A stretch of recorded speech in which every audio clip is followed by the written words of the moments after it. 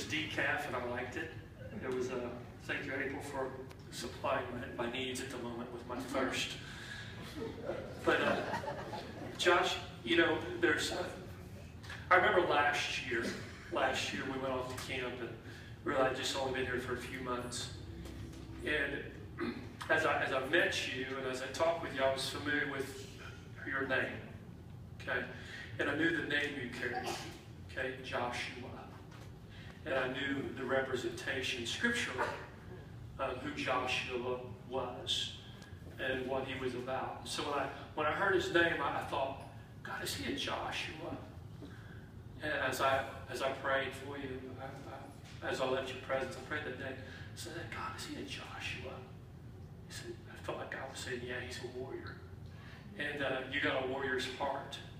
And so from that warrior's heart, you're able to be bold. And so I thank you for your boldness. And I just asked Josh, just for a minute, just to share with you guys his peace that was experiential. Okay, so about the past 2 months, they've been a little bit hard for a bad place to be in my faith and really just in my life.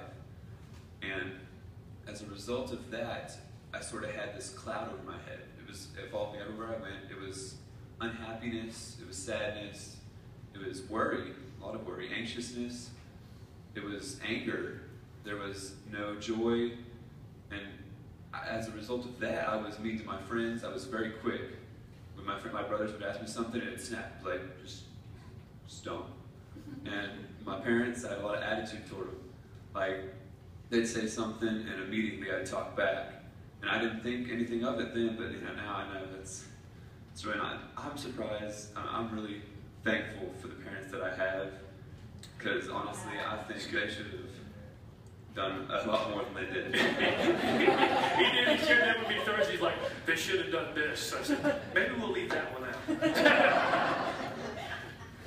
And so basically this cloud followed me everywhere I went. To school, I had basically put a mask on.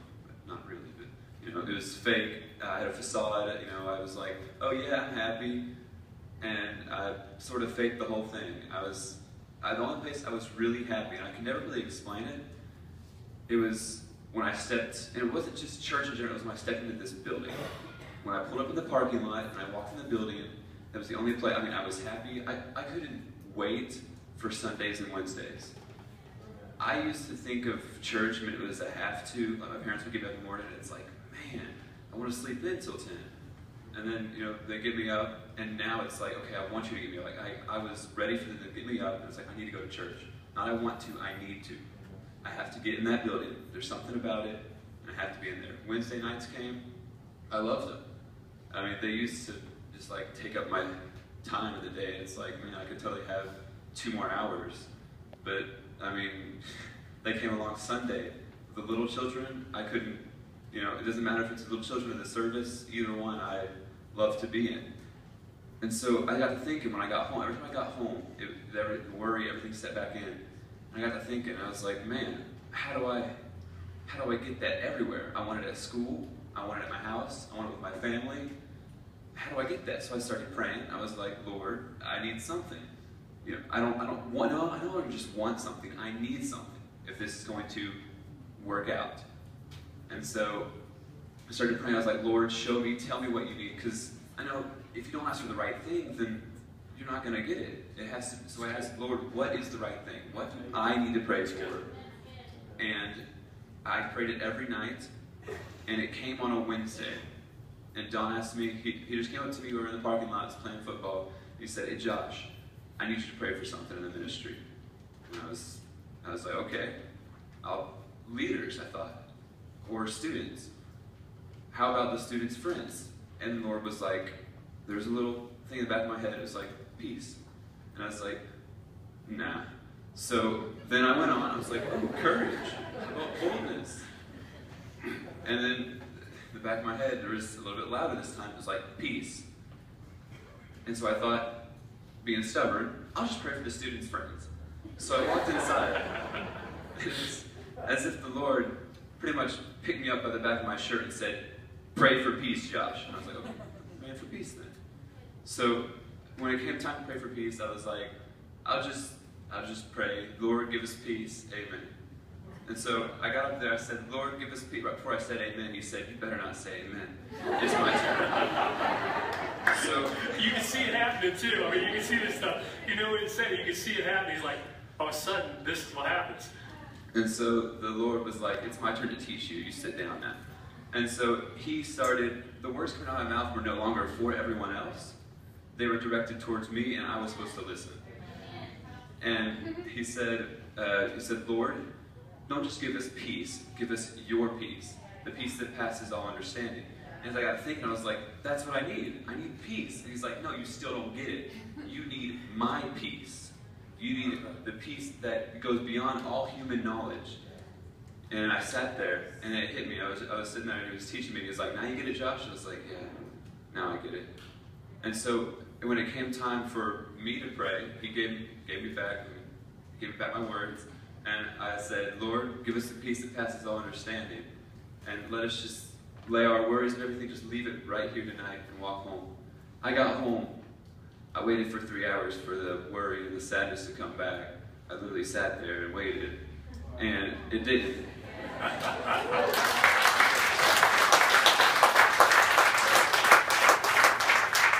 And so, I was sitting there, and then the next day, I swear, there was something that came on the radio, and it was just one of those 60 seconds of hope things. And one of the dudes, one verse that caught me said, you have not because you ask not. And that hit me. I was like, oh, well, I know what I'm doing from now on. I'm going to ask what he needs me to say, and I'm going to ask for it. So I do encourage all of you, if you need something, and you know you need it, one, ask for what it is. And if you know, ask for it. That's good. I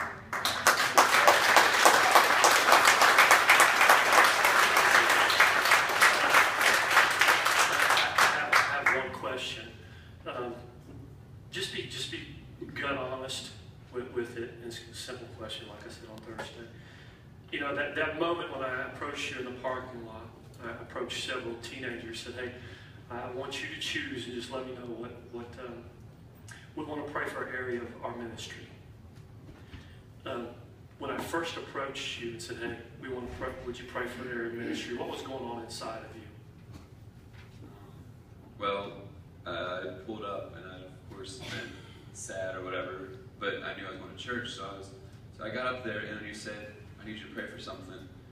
It was, I mean, tons of things were going through my head. I thought of, what can I pray for? I knew there was something that I needed, so I was, Yeah. I thought of everything else, but, I mean, I wanted peace, so Yeah. that's... Do you remember when that moment, the moment was very powerful. It was apparent that peace was resting upon this young man. And so do you remember when I asked you to pray for the room? Yeah. Do you remember what I asked? Yeah. What I asked? You asked to pray out loud for anyone that needed peace. Yeah.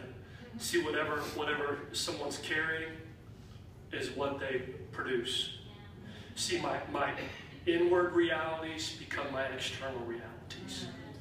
And so what we're trying to do there is with Josh and others is we're trying to help train them of whatever they're carrying. If they're carrying peace, they can give peace away. Okay? And so Josh, you're amazing, you're powerful, you're handsome. You're fun young man. So thanks for sharing, Josh. Thank you.